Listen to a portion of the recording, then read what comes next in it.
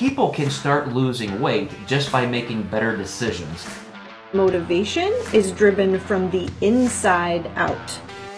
Use flexibility as a tool. Rely on structure when it's helpful. This is where we discuss the possibilities. Hey guys, welcome to the Diet Doc Life Mastery Podcast. I'm Dr. Kori Propst, Wellness Director and Vice President of the Diet Doc, here again with Dr. Joe Klemczewski, founder of the Diet Doc. We're going to chat a bit today about the merging between flexible dieting and intuitive dieting. Joe, you and I, before we started recording, were having a little bit of a chat about a client of yours who, you know, he's never necessarily been involved in physique competition or anything like that, not a bodybuilder. He's actually a Harvard professor, I think, and but wants to be as healthy as possible, wants to get leaner. And so, you know, let's talk a little bit about, I think, intuitive dieting, flexible dieting, how we can merge the two, and kind of what your process is going to be with this guy, because I think a lot of people are going to be able to relate to this topic. Right. And I will tell you that as I was thinking about how to put together the best information for people on this topic, a couple neat little convergence points came together. And one is that I was just in my inbox looking through a feed, and I saw somebody doing this lecture, and it was titled Diets versus Intuitive Eating. Yeah. And you know, first of all, that whole phrasing just grates my brain whenever I see that word versus, because it's such an exploitation, I think, of how our brain works, right? Everything is dichotomized into, you know, good, bad, right, wrong, and we make those value judgments so quickly. And again, that's how we've survived and climbed to the top of the food chain. But it's also our undoing as a species. So I want to talk about not versus, but I want to talk about and. I love it. Yes. I had a conversation recently with a client about that specific concept instead of but, using and, because it opens us up to become more curious. And we were talking specifically about intuitive dieting and mindful eating, and how, what did we end up calling it? Minduitive eating, because she was doing both of them. That's not going to stick. It's a little too hard to say. I need a better word. So. Well, I was also, as I read this little news feed this morning, I was also mulling over kind of a program start for a new client, as you mentioned. And it's great whenever you have somebody who is that self-aware. Obviously, a psychologist is going to come in and say, man, here's what I really need from you. And there's some great content he's providing for me. But he really did start back into, you know, this is where I am. I'm at this age, this crossroads in my life. I'm doing fine, I think, way better than most people at taking care of myself. But I'm not quite there, and that's why I need help. I want you to help me become better at this. And he was very quick to point out what he thought his own challenges were, which of course are things like a busy schedule, right? I mean, he's seeing patients, he's teaching, he's doing all kinds of things, writing. And then of course you have, you know, the food itself. I'm going to be eating out here. I'm going to be maybe doing some food prep there. How do I fit in my workouts?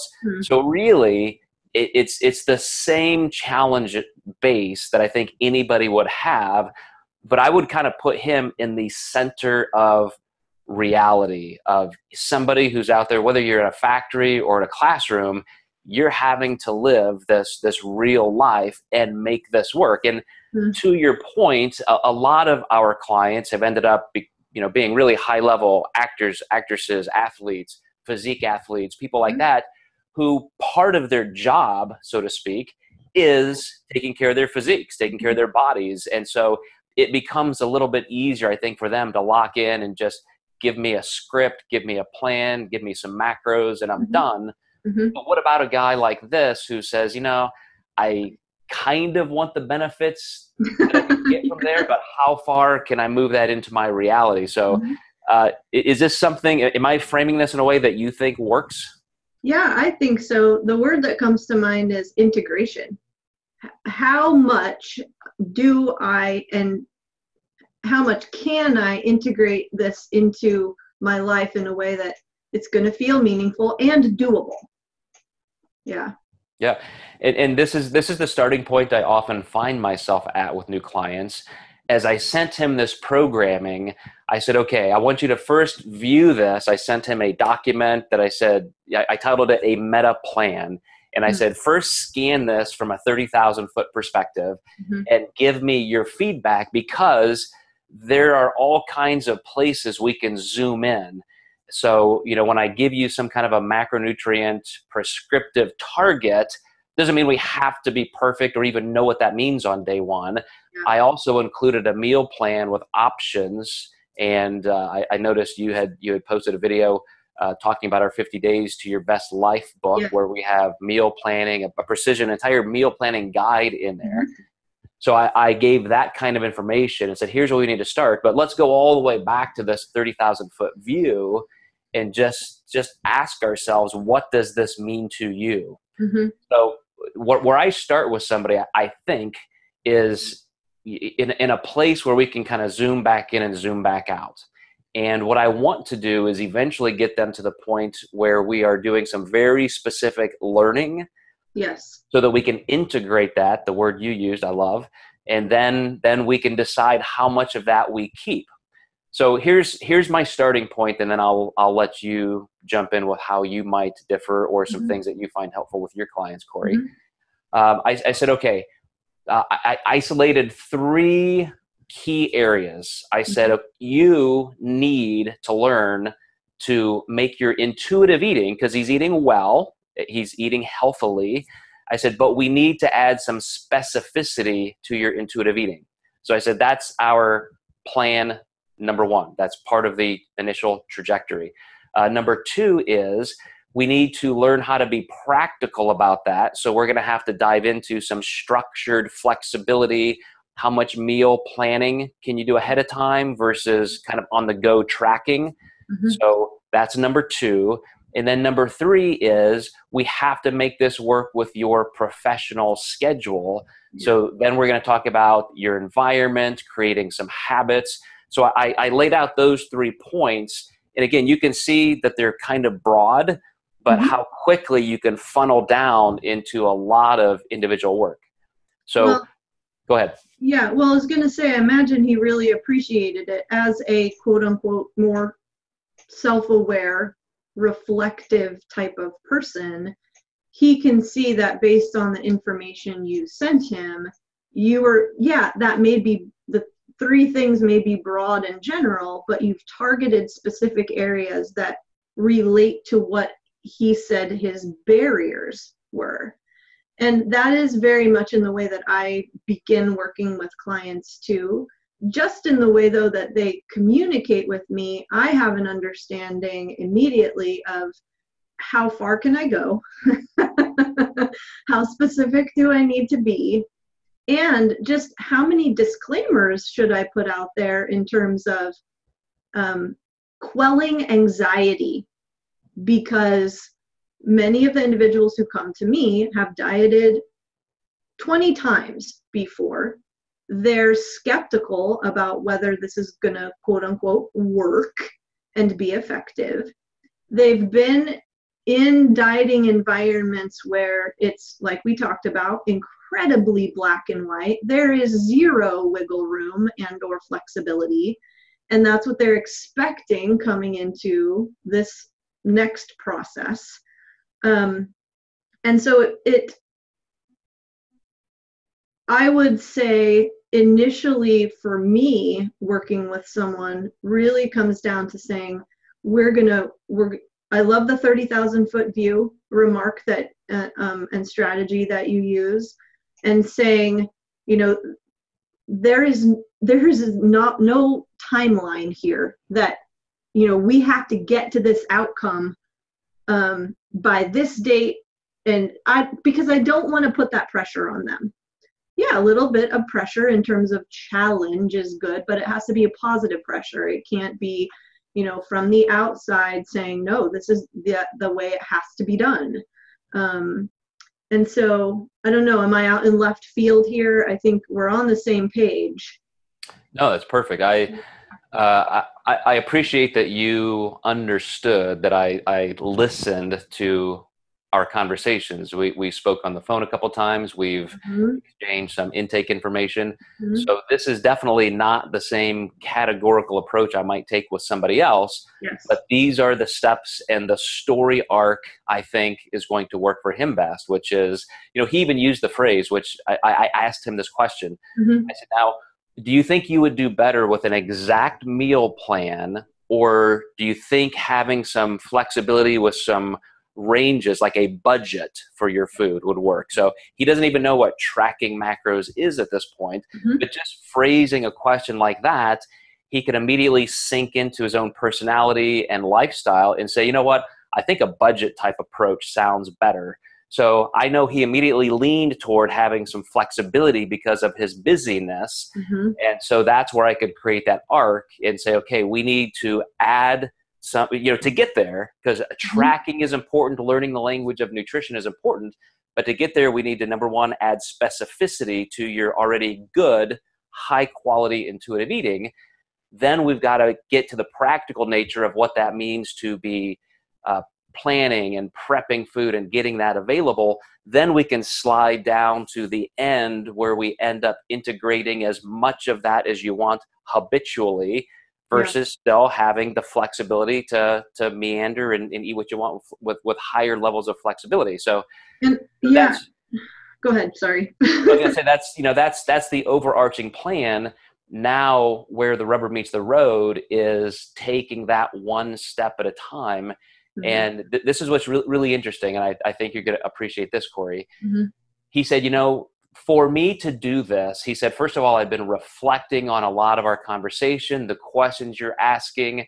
And so before I've answered, I've already sorted through some things, and it's allowed me some reflection time, which is great, right? I mean, he's not just answering all these, questions. He's thinking about his own process. And he said, what I really need is to not make this part of my life another box to check. But in his own clinical practice, a metaphor he uses with patients often is, you need to make this a friend in your life. If this is a goal you have, it's not something to battle. It's not something to check off your list. It's, how do I embrace this as something I actually want? And he said, so your questions, Joe, kind of led me down that track to see, how can I best embrace that new friend? How do I make this part of my life that I truly look forward to? And I love that so much, Joe. You're right, because that to me is the definition of integration. And in speaking with so many of my clients, when they say they're going, quote, on a diet, it implies that they're going to go off the diet. And what we discuss is, we need to completely reframe this, and we need to begin using different language, because the language that we use is so incredibly powerful in terms of our behavior and just the mindset and the attitude in which we're going to engage in the behaviors around it. So to me, it's, I'm learning how to diet and creating the diet for myself that's going to give me the best energy to be the best possible person for the rest of my life. It's not about like the diet I go on and then go off of. So it's a nutritional strategy that I'm going to maintain in a sustainable way that I'll be able to create habits out of. And that is a perfect segue to the point I actually wanted to make with this topic. Everything I've talked about so far sets the backdrop for this. The main application point is, it's not intuitive versus dieting. It's not structure versus flexibility. It's, how do I move through both, learning what I need to, where are the deficits that I need to shore up for my own success, but then how can I use both as a friend, as a part of my life for long-term success? And here's what I see with clients all the time. And I will ask them the same questions I asked this gentleman. Are you this kind of person or that kind of person? Because it's not a bad thing to rely on a pretty good amount of structure. We've talked about this. And so for me to give him an exact meal plan, and it was separate. I keep them separate for two reasons. I said, okay, here's an exact meal plan. Here are the foods you told me you like. Here's your typical day of eating. Here's your meal schedule. So I used that plan, that schedule in his food preferences, and I created a meal plan. Have this in the morning pre-workout, have this post-workout, have this for lunch. Here's a snack, here's a dinner. And then I gave him some suggestions as alternatives. So, here's a couple options for each. If you just simply followed this, I think you're going to be pretty happy and start seeing results. But over here, I've taken that out of your PDF program document and I put it in an Excel spreadsheet, and you can see the values. You can see if you actually measured out these foods, here's what we're looking at from a macronutrient profile. So I want you to be aware that that's our target. Yeah. Let's do some fine tuning to get you, out of the dugout over here and eventually onto the field over here. But like you said, Kori, we can take our time. We can set up, do all the stretching we need to do and warm up over here before we get onto the playing field. Oh, okay. There's a few things there. I like to ask my clients the question, do you tend toward this sort of behavior, that sort of behavior? Does it vary from situation to situation? To begin that reflective process, because most of them have never thought about the questions that we're asking them. And then the second thing that popped up for me is that, and I don't want to just say clients, all of us tend to want to understand where we're headed. we want a roadmap, and I'm thinking about when I'm cycling and my boyfriend plans the route and I don't know what it is and I don't know how far we're going and I don't know how much elevation there's going to be, and then I have all these questions. I'm like, where are we headed? How much food do I need to bring? Because we like to be able to plan.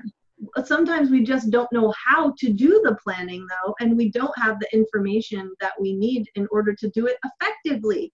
Right. So as a clinician, to say, here's where we are, here's the gap, this is where we're headed, and as I see it, based on what you've shared with me, these are the next best steps. How does that fit for you? And to really then, like you're doing, involving them in that conversation and moving forward together down the path. Yeah, we're going to have to move into very specific, weighing food, measuring, looking things up. That's where I started my career in this company 25 years ago. I'm not ever going to give that up. That still has to be there. But you can learn that language of nutrition. And then once it's there, you can rely on some of that, as I said, habitually. If this is just a good breakfast you always like, do I weigh and measure my food every day? Absolutely not. But I've been doing this for so many decades that I just know what my body needs. I'm more in tune. I can be more intuitive successfully because I've done that hard work of integrating high structure. So that's definitely where we're going to head. So you start out with that easy place to start where you feel comfortable. Like I said, you're kind of in that warm-up phase. You're going to get into some heavy work and fill those gaps. And then you're going to end up saying, okay, how can I do this now for a life of not only sustainable results, but something I can do and enjoy? When you said I'm more in tune with what my body needs, I mean, that's the first part of intuition. But how did you get to that place? From learning and working. Exactly. And reflecting.